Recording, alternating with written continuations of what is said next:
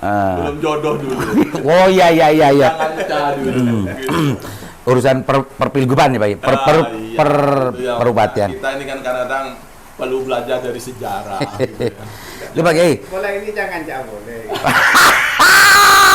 Jadi boleh Pak Kiai.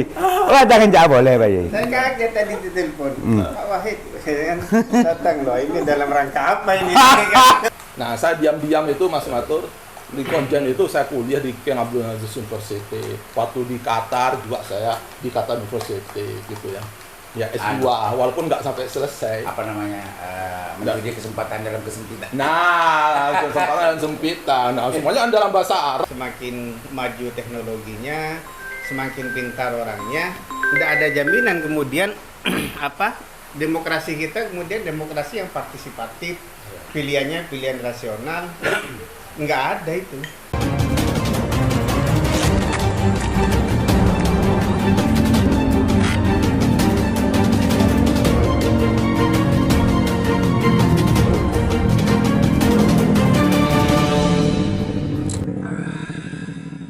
Assalamualaikum warahmatullahi wabarakatuh. Pemirsa, Ini luar biasa. hari ini saya temu kangen dengan guru saya, mentor saya dulu waktu jadi aktivis tahun 2010-2011an waktu ke Jakarta. Beliaulah yang menampung teman-teman aktivis Madura ketika bicara tentang masalah BBWS dan pembangunan Madura waktu itu, dan kita ketemu beliau. Assalamualaikum Pak Kiai. Waalaikumsalam. Apa kabar Mas Alhamdulillah. Kalau publik Indonesia pasti tidak tidak asing lagi dengan wajah beliau. Beliau ini sempat menjadi kabair di Indonesia. Kabair bukan pengertian dosa besar ya, tapi elit. Elit Indonesia dulu. Pernah menjadi dubes Pak Kiai? Ya, Konjen, Dubes Konjen. khusus ya. Dan hari ini kita sambil lalu bercerita di sini. Nah sekarang kemaskulannya apa Pak Kiai? Setelah melangit menjadi kabair dulu, sekarang kemaskulannya apa saja Pak Kiai? Iya, apa ya saya ini sekarang ngajar di Presiden University gitu ya. Dosen. Ya itu base camp saya di sana 2 tahun ini gitu. Nah selebihnya ya udah keliling. Nah kelilingnya itu pergi ke kampus-kampus begitu lah. Itu Menghadiri undangan tentunya Pak ya, Kiai. menghadiri undangan gitu ya. Iya, Nah iya, tapi juga ibaratnya itu ikut spreading ideas gitu, menyebarkan ide-ide gitu loh, ide-ide yang saya pikirkan, apa yang saya renungkan gitu loh. Syiar. Iya, iya, terutama tentang nasib kita gitu. Kenapa kita miskin, kenapa kita lemah, kenapa kita terbelakang, itu yang saya pikirkan gitu loh. Apa bedanya kita dengan Malaysia, dengan Jepang gitu loh. Nah itu dari pemikiran-pemikiran itu ya, saya coba untuk mencari jawabannya gitu ya. Itu mudah-mudahan pikiran-pikiran itu nanti tidak hanya menjadi pemikiran saya, tapi juga pemikiran orang lain gitu loh. Bahkan menjadi kesadaran. Kalau hanya pemikiran Pak Kiai. Iya. Kalau hari ini itu surplus pemikir Pak Kiai. Betul. Tapi setuju. Defisit amalia. Defisit amalia. Benar. Iya. Koreksi Pak Kiai, Pak Kiai. Betul, istilah ini kalau salah Pak Kiai. Iya, betul itu. Jadi memang banyak orang yang berilmu tapi tidak amalia. Tapi banyak orang yang berbuat tapi tanpa didasari oleh ilmu. Nah, ini kalau dua-duanya itu digabung ya.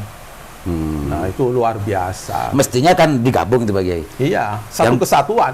Sekarang itu justru banyak pemikir, banyak ilmu, doktor banyak, profesor banyak di Indonesia ini justru yang terjadi kalau Kiai sekarang pemirsa memang saya dulu 2010 kenal beliau.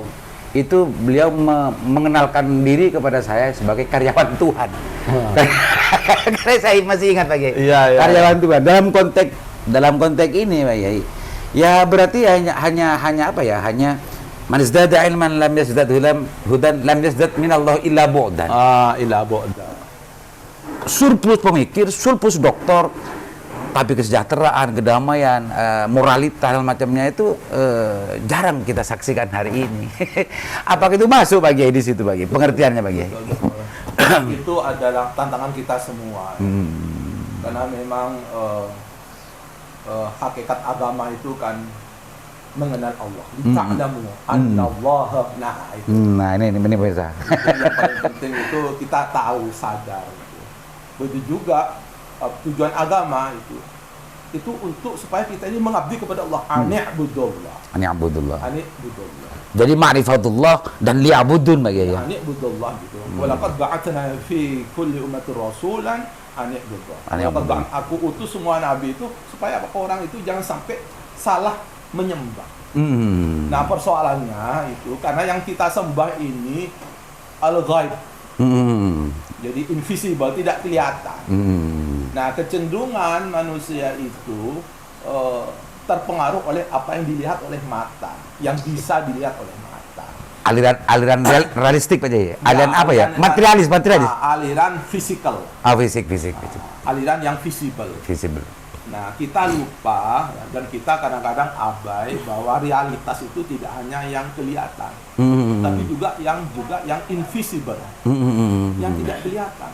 Karena yang kelihatan itu sangat terbatas, hanya sebagian kecil yang tidak realitas yang tidak kelihatan. Nah, untuk bisa menembus realitas yang tidak kelihatan itu tidak cukup dengan mata kepala. Jadi harus dengan mata ilmu. Nah, mata ilmu sehingga lebih luas lagi. Nah, gitu. Dengan kita melihat tembok-tembok keterbatasan yang tertutup, melihat yang bisa dilihat oleh mata ini, tapi dengan ilmu bisa lebih menembus. Tapi ilmu juga punya batasan lagi, terbatas. Nah, itu menunjukkan dengan hati. Yaitu bosirah kalau hati ya. Nah, yaitu petunjuk Tuhan. Nah, ini kalau 3 dimensi ini ya ainul yakin, ilmu yakin, hakul yakin. Nah, oleh itu semuanya itu perlu pengabdian, dan pengabdian itu dalam istilah agama adalah ibadah, penghambaan. Ya, wa'bud rabbaka hatta ya'tiyakal yakin. Nah, yakin ini yang kita harus miliki. Nah, kita itu sekedar tahu tapi nggak yakin. Bener. Gitu loh. Kita tahu misalnya korupsi itu haram, dosa haram. Tahu, tapi kita melaksanakan. Kenapa nggak yakin? Tapi kalau yakin nggak mungkin. Kita tahu misalnya berzina itu dosa. Tahu. Kenapa kita melakukan? Karena kita tidak yakin. Tidak yakin. Makanya supaya upgrade, meningkat dari tahu sampai yakin ini dengan ibadah. Jadi itu semua sebetulnya Pak Kiai ya. Sebetulnya yang divisit betul-betul keamalian untuk menghadirkan keyakinan itu penting untuk bagaimana ilmu itu diamaliahkan agar kita merasakan dan mengalami secara nyata Pak Kiai ya. Dan sekarang justru banyak hanya sekedar selesai di perdebatan Pak Kiai. Perdebatan Pak Kiai. Tapi memang iqra kitabak itu Mas Aliman. Jadi sekarang itu saya sedang berpikir ya kita jangan membaca buku orang lain. Bacalah diri sendiri, ku anfusakum dulu. Makanya saya itu malu kalau saya ini istilahnya itu menilai orang, karena saya menyadari saya sendiri belum sanggup gitu. Makanya saya hanya berdoa kepada Allah ya, kalau ada orang minta pendapat saya baru bisa. Tapi kalau saya itu kemudian mereka tidak minta saya nasihatin, malu saya. itu apa ya istilahnya ya? Adabul muallim, adabul syuyukh. Adabul syuyukh. Ya, karena kita tuh malu lah pada Allah. Tetapi kan memang agama itu kan ya, Islam itu memberikan satu proses yang namanya istilahnya itu continuous improvement. Jadi perbaikan yang terus menerus. Istimrar. Ya, istimrar. Jadi kita itu supaya tubuh ilallah itu kembali gitu. Artinya kalau ada sesuatu fafiru ilallah. Kalau kita salah gitu. Makanya kata addu'asyatal hasanatan tamhuha. Ya, kalau kamu ada kesalahan, kekurangan, itu ada manusiawi. Tapi yang penting segera ikuti dengan kebaikan itu. Tamhuha ya. Nah, nanti akan terhapus. Ya. Itu. Bagi Sambil lalu Pak Kiai. Ya, Pak Kiai kan belum Pak Kiai. Belum Iya. makan juga Pak Kiai. Iya, saya sudah makan. Sudah Pak Kiai ya. Ayo bareng-bareng. Yuk. Tapi Ini nggak apa-apa, saya- ini kan kongko pemirsa. Iya, ayo. Karena memang diajak Pak Kiai untuk kongko bersama di sini sebetulnya sama Pak Kiai. Yuk. Masya Allah. Pak Kiai, kalau dulu Pak Kiai kan sempat banyak fokusnya melihat Bangkalan dan lain-lain, Madura dan lain-lain. Cuma hari ini justru lebih luas bahwa Indonesia yang menjadi pikiran dan perhatian Pak Kiai hari ini.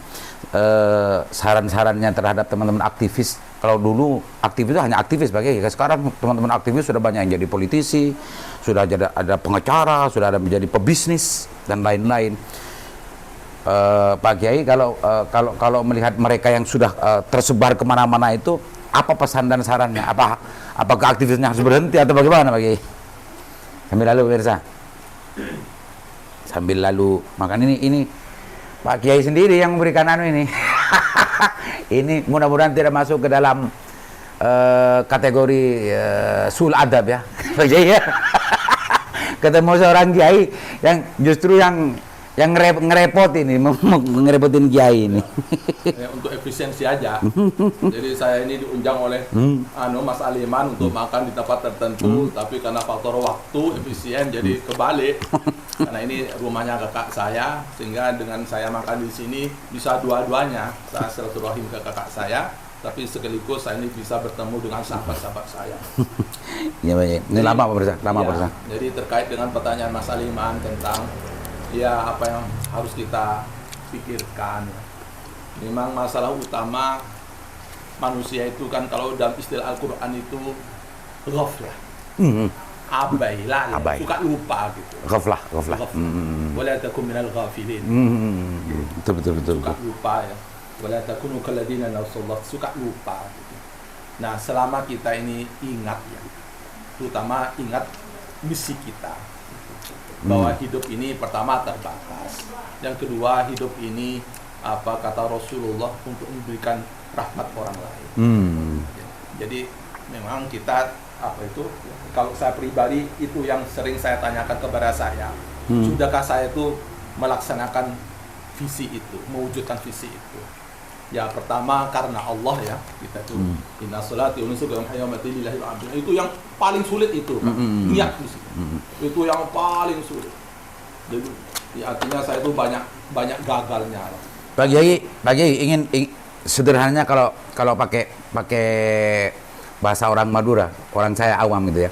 Ghaflah di sini itu terkait dengan urusan pesan terhadap para aktivis, jangan sampai lalai, jangan sampai lupa dengan misi perjuangannya dulu. Nah, gitu Pak Kiai ya. Iya. Gitu, Pak aktivis yang sudah jadi politisi. Jangan lupa waktu berjuang dulu gitu. Iya. Sudah dikasih fasilitas oleh negara, sudah mendapatkan sesuatu, yang jadi pengacara, aktivis yang jadi pengacara, yang jadi pebisnis dan lain macamnya. Jangan ghaflah. Iya. Jangan ghaflah. Jangan abai. Jangan abai. Pak Kiai, ghaflah itu kalau diartikan lupa kan lupa Pak Kiai. Kalau abai ini ada kesengajaan untuk Melupakan. Iya Pak Kiai. Ya, Untuk sadar dia. sadar. Ya. Itu kan beda Pak Kiai. Mengabaikan dengan terlupakan. Itu kan beda Pak Kiai. Ya, kalau dalam Al-Quran, ghaflah itu karena dia cenderung melihat sesuatu itu secara parsial. Melihat kehidupan itu hanya kulitnya tok gitu. Gemerlap. Ya'lamuna dhahiran minal hayatid dunya. Nah, terus di Al-Quran itu wahum anil akhirati hum ghafilun. Nah, Iya. jadi ini ya, kadang-kadang makanya pentingnya balancing itu. Iya. Jadi kembali ke tadi itu harus seimbang. Ketika ilmu sudah didapatkan, ketika pemahaman sudah didapatkan, ketika pilihan hidup sudah sudah dipatrikan, maka jangan sampai tidak seimbang. Ilmu itu harus diamaliakan dan jangan diabaikan, jangan ghaflah, jangan wafilun. Ini pemirsa. Satu utama ghaflah terhadap ghaya. Tujuan hidup ya. Tujuan hidup, hadaf. Ya, jangan sampai. Jadi semuanya itu wasail, tujuan. Tapi itu semuanya itu alat. Jadi jabatan itu bukan tujuan gitu loh. Wasail. Wasilah. Wasilah min wasail. Iya. Alat dari berbagai alat. Iya. Nah, kadang-kadang alat itu dijadikan tujuan. Iya.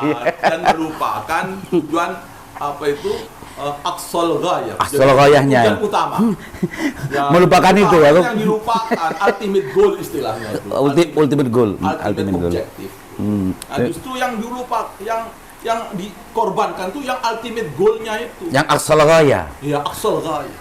Yang Pemirsa. paling top. Wah, yang itu yang dikorbankan. Pemirsa, kalau berbicara dengan orang-orang yang sudah mengalami dan memahami secara utuh, maka bahasa yang saya sampaikan sederhana, tapi mudah untuk dicerna, mudah juga untuk kita pahami, pemirsa. Beda ketika ngomong dengan saya, motor penjelasan, tapi orang nggak paham-paham. Allah. Gitu ya. Oh, luar biasa. Ini Mas Natur kayaknya datang lagi, pakai Iya, ini saya kangen sama Mas Nah. Matur ini. Mas Matur, Ma- Mas. Mas Natur ini meskipun sudah pejabat Jawa Timur, Pak Kiai, tapi penampilannya begitu-begitu. Nah, kayak gini. Nggak gof lah.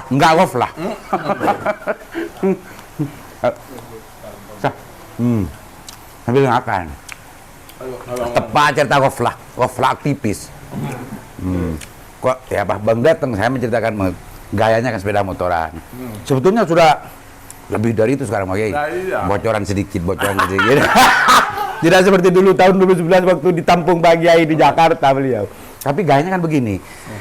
Kayaknya yang dikhawatirkan Pak Kiai tadi, kalau melihat gayanya Matur yang datang ke sini pakai sepedaan begini, pemirsa, ini apa yang dikhawatirkan Pak Kiai tadi tidak terjadi pada Matur.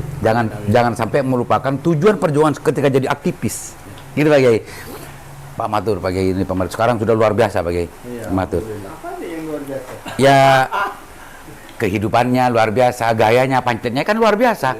Karena orang yang sudah menjadi penjabat biasanya Pak Kiai itu tidak derjelan-jelan semacam ini. Tapi bagi dasnya kan begini, bergaya sebelah. Ini kan luar biasa dan di luar kebiasaan. Ya itu makanya saya itu dulu dijodohkan sama ini walaupun belum belum jodoh dulu. Oh iya. Jangan cah dulu. Urusan perpilguban ya Pak. Iya, itu yang Perubatian. Kita ini kan kadang-kadang perlu belajar dari sejarah. Gitu ya. Lu Pak Kiai. Bola ini jangan boleh. Jadi boleh Pak Kiai. Wah jangan boleh Pak Kiai. Saya kaget tadi di telepon. Pak Wahid, saya kan datang loh. Ini dalam rangka apa ini? Kembali ke dulu ya. Ya Allah. Paling saya melihat Pak Kiai. Lihat setelah diupload di FB, di YouTube saya ikut. Kalau masuk di situ kayaknya kurang munasib saya. Di situ tuh kelompok-kelompok orang pintar. Iya. Apalagi jenengan ketika menjelaskan itu Tinggi bahasanya banget.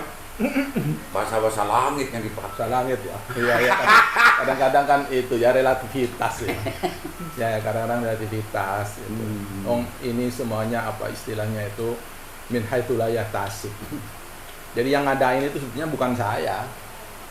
Jadi salah satu rektor gitu ya. Nah kebetulan dia itu cocok gitu, tersentuh. Nah, akhirnya dia itu edik, ketagihan. Maksa saya gitu loh. Buat jamiah itu ya. Iya gitu loh. Itu sampai saya itu sedikit berontak. Tapi saya diingatkan oleh istri saya. Mas, kamu itu, ibu kamu itu, cita-citanya kamu tuh bukan jadi pejabat, tapi cita-citanya kamu tuh jadi kiai, gitu loh. Ibu saya itu. Jadi ibu saya ini nggak bangga saya jadi pak besar, jadi itu. Nah, bahkan saya itu disuruh pulang ke Brunei karena ada Darut Taufik itu kan punyanya Kiai Munif. Kiai Munif itu ketua NU pertama di Madura. Itu Kiai Munif. Jadi ketua NU pertama di Madura itu Kiai Munif, anggota konstituan. Temannya Idam Khalid, ketua DPR MPR. Jadi ketua DPR MPR itu sering datang ke mbah saya.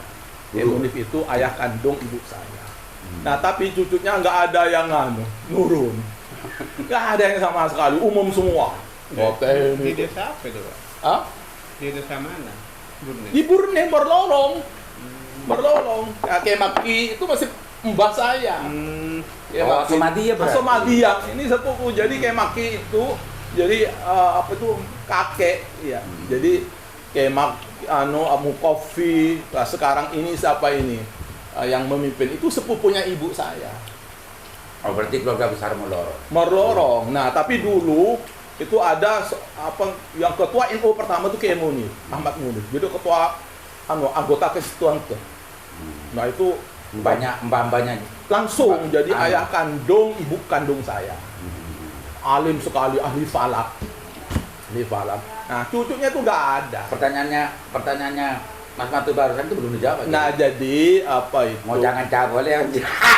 Nah, ibu saya itu pingin ya itu loh. Nah, saya terngiang-ngiang ibu saya itu lara pecong ijo masa do pemerintahan kapi gitu loh. Bo disitung di saya meneruskan ilmu nak emban nang aban bang dia alim cong gitu. Jadi ayah saya itu Maktub Rahbini itu temannya kayak Makmun, kayak Amin Imron, satu leteng itu. Jadi tempat bertanya agama kayak Makmun saya tahu sendiri kalau masalah agama bertanya kepada itu. Jadi satu letting itu. Jadi kayak Makmun, Amin Imron sama bapaknya Fahri Ali ini siapa itu? Kayak Sahal Abdullah Sahal. Nah, saya kan sering dibawa kalau ada pertemuan gitu loh. Nah, itu sering diskusi itu. Insya Allah ayah saya itu alimnya luar biasa itu. Tapi dia nggak punya derajat, nggak punya pesantren, nggak punya ini. Jadi kalau ilmunya gitu loh, penguasaan kitab klasik, bahasa Inggris, bahasa Belanda dia menguasai. Jadi saya sering melihat kayak Makmun ya, kakaknya atau angkat kembaran itu kayak Makmun sama Kiai Amin itu. Ayah saya juga anggota DPRD dulu, dari DPRD dari P3 dulu dan pernah ditahan karena nggak masuk Golkar. Kan di Golkar dulu itu pernah ditahan itu yang barokahnya Kiai harus habis. Makanya harus saya habisin. Jadi itu Mas Aliman itulah akhirnya ya terjadilah halakot itu ya karena saya ingat ibu, nak kamu kalau yang penting kamu tuh jangan minta jabatan. Tapi kalau kamu diminta ya udah semampunya. Nah, saya tuh diminta untuk bikin halako Mas Matur. Saya ini kan tahu diri lah, ngomong saya ini orang umum itu. Sekolahnya di UGM ya di IAIN nggak selesai. Tapi gitu. literasinya sekarang banyak yang Arab. Ya. Arab semua. Nah itu, saya memang sejak jadi konjen saya kuliah di King Abdul Aziz University diam-diam. Oh gitu. Iya. Ceritanya. Ya gitu supaya ibu saya itu kan ibu saya ini bangga kalau anaknya itu bisa baca kitab. Gitu loh. Jadi walaupun saya ini bisa bahasa Inggris, itu nggak masuk hitungan. Itu loh kalau ibu saya itu. Karena dia itu suaminya alim, ayahnya alim. Anaknya nggak ada. Nah, saya diam-diam itu Mas Matur di konjen itu saya kuliah di King Abdul Aziz University. Waktu di Qatar juga saya di Qatar University gitu ya. Ya S2 walaupun nggak sampai selesai. Apa namanya? Menjadi kesempatan dalam kesempitan. Nah, kesempatan dalam sempitan. Nah, semuanya dalam bahasa Arab gitu loh. Nah, itu saya itu kok setelah saya baca-baca kitab tuh kok nggak ada kesulitan gitu loh. Oh, ternyata siapapun kalau belajar ada kemauan, oh ternyata bisa gitu loh. Betul. Gitu. Kan tidak salah mau ke pemerintahan atau tidak karena memang tugas-tugas. Nah, makanya sekarang buku-buku yang tadinya nggak sempat dibaca itu Mas Matur karena nggak sempat. Nah, sekarang saya kan nggak punya kerjaan. Saya memang ditawari jadi komisaris, saya ditawari jadi duta besar, saya ditawari ya. Nah, saya alhamdulillah saya tolak semua. Ya tolak. Nah, karena saya mau belajar. Karena selama ini saya ini belum pernah bebas, belum pernah independen, tergantung kepada partai. Jadi saya itu mundurkan diri dari DPP, PKB mandiri ya, karena saya ingin bebas gitu. Ya tapi tentu saja resiko. Kalau dulu pakai mobil dinas, ada ajudan, ada asisten, semuanya. Nah sekarang saya itu jadi rakyat, betul-betul rakyat, betul-betul karyawan Tuhan. Karyawan Tuhan, nyuci mobil sendiri, ngepel, bikin apa gitu. Tapi ternyata saya lebih sehat pas itu. Gitu loh. Nggak ada yang pastikan tuh, biar jawabannya jelas. Pastikan. Mau jawab boleh enggak? Ini sudah mau menjelang. Butuh penegasan ini. Iya, perlu penegasan. Iya. Tapi ya memang istilah itu Mas Matur ya. Saya itu kan merasakan ya. bahwa apa yang saya alami itu kalau dalam istilah agama itu min haitsu la yahtasib. Itu. Jadi memang unintended, tak terduga gitu. Kita siapa yang menyangka? Mas Matul ketemu saya bisa begini itu. Kita juga siapa yang menyangka? Nggak ada. Nah, tetapi saya yakin kalau kita ini melakukan istilah itu wa'iddu mastata'tum min quwwah. Itu kalau kita melakukan preparation, isti'dad ya. Itu. Jadi nanti saya yakin oleh Allah akan diberi kesempatan. Itu. Jadi kan saya teringat apa? Indal ardah yarithuha min ibadiyas salihun. Selama kita itu selalu berbuat baik, itu oleh Allah akan diberi pos. Itu janji ya. Janji Allah. Itu sudah Allah mengatakan wa'adallahu alladziina aamanu wa 'amilus shalihati la yastakhlifannahum fil ardh. Jadi saya itu ya terus terang nggak pernah meminta jabatan sampai sekarang, selalu ditawari. Ya termasuk saya ngajar, secara kualifikasi saya ini nggak memenuhi syarat, tapi saya itu selalu diberi istisna, pengecualian. Mustasna minhu. Iya, ya, itu. Jadi karena apa? Oh ya ternyata memang apa ya? Kata Allah itu asal kita itu sungguh-sungguh banyak jalan. Jadi saya apa menjadi paham apa kata Allah itu waladina jahadu fina lanahdiyannahum subulana. Bukan sabil, subul, banyak jalan. Jadi sekarang tuh saya nggak ngerti apa yang penting, saya tuh berbuat yang terbaik. Pak Yai, berarti ini sudah lebih banyak kecenderungnya ruang lingkupnya bersufi Bang, itu. Kalau begitu. Cuma sufi itu bukan sesuatu yang yu'minul ghaib, bukan sesuatu yang gaib. Ini nyata dalam pengalamannya Pak Kiai gitu Pak Kiai. Kalau dulu kan sebelum seperti ini Pak Kiai kan segala sesuatu itu kan harus di planning dulu. Puak gitu ya. Ya, puak. Planning, organizing, automating, kan itu kan ilmunya kan dulu. Nah, jadi untuk menilai sesuatu di planning dulu, dimaksud dulu, baru dan lain sebagainya. Hari ini justru yang dilakukan yang menjadi torikoh gitu ya. Torikohnya Mbak Kiai kan justru ya berbuat baiklah, akan Allah akan menyiapkan subulana tadi. Subulana tadi. Kalau dulu kan yang ditargetkan begini Pak Kiai, merah tujuannya. Sekarang kan nggak begitu Pak Kiai. Tapi di situ juga ada merah, ada bunga, ada kuning kan begitu asli. Banyak pilihan. Gitu Pak Kiai ya. Nanti kalau begitu banyak orang yang yang tidak semangat untuk merencanakan sesuatu kalau begituan Pak Kiai. Oh, tidak begitu maksudnya. Karena perencanaan itu ada perencanaan yang apa yang saya lakukan bisa jadi. Powak itu menjadi satu kesatuan gitu. Gitu. Jadi apa? Di situ ada unsur perencanaan, ada actuating langsung. Jadi kalau ada planning ke organizing itu mungkin butuh waktu. Ini enggak, langsung gitu. Planning langsung dikerjakan, langsung dikontrol, langsung gitu. Jadi powak itu menurut Pak Kiai jangan sampai dipisahkan dari apa yang diceritakan Pak Kiai. Berbuat baik itu akan disiapkan subulana, jalan-jalan yang banyak oleh Allah untuk mendapatkan tujuan. Tapi powak itu jangan sampai ini ditabrakkan Pak Kiai ya. Iya, itu bahkan satu kesatuan itu. Sistematis itu, bahkan dengan kecepatan tinggi.